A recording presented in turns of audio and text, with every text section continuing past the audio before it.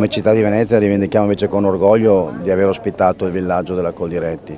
È un grande evento che promuove il Made in Italy, che promuove il chilometro zero, che promuove la sostenibilità, che promuove un settore primario che è tra i protagonisti. Ricordo poi tra l'altro che il Veneto è la seconda regione come capacità agricola e quindi credo che sia giusto riconoscere invece il grande lavoro fatto da Coldiretti Veneto e di Venezia e rivendichiamo invece con orgoglio il ringraziamento che ha scelto Venezia. Io ricordo a qualcuno, io capisco le polemiche, fanno parte della nostra vita, le offese no sinceramente, ma soprattutto ricordo a qualcuno che Venezia per secoli era stato da mare, stato da terra. Innanzitutto l'agricoltura in Veneto vale quasi 8 miliardi ed è una delle voci più importanti dell'economia veneta.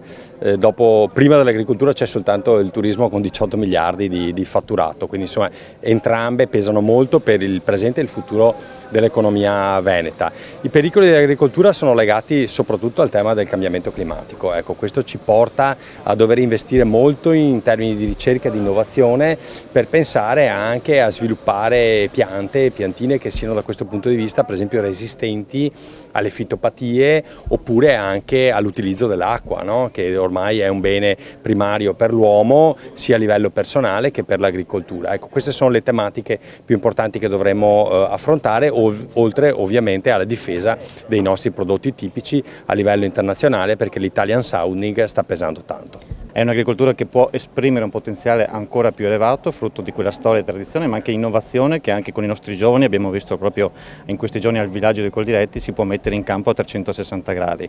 Una innovazione che va assolutamente sostenuta, oltre insieme ad un ricambio generazionale, perché la vera sfida da qua in avanti sarà anche affrontare quello che purtroppo è una demografia che anche nella nostra regione sarà impietosa e sulla quale l'agricoltura è chiamata anche a svolgere non solo un ruolo di presenza sul territorio, ma anche di custodia dello stesso, quindi vogliamo esserne anche protagonisti.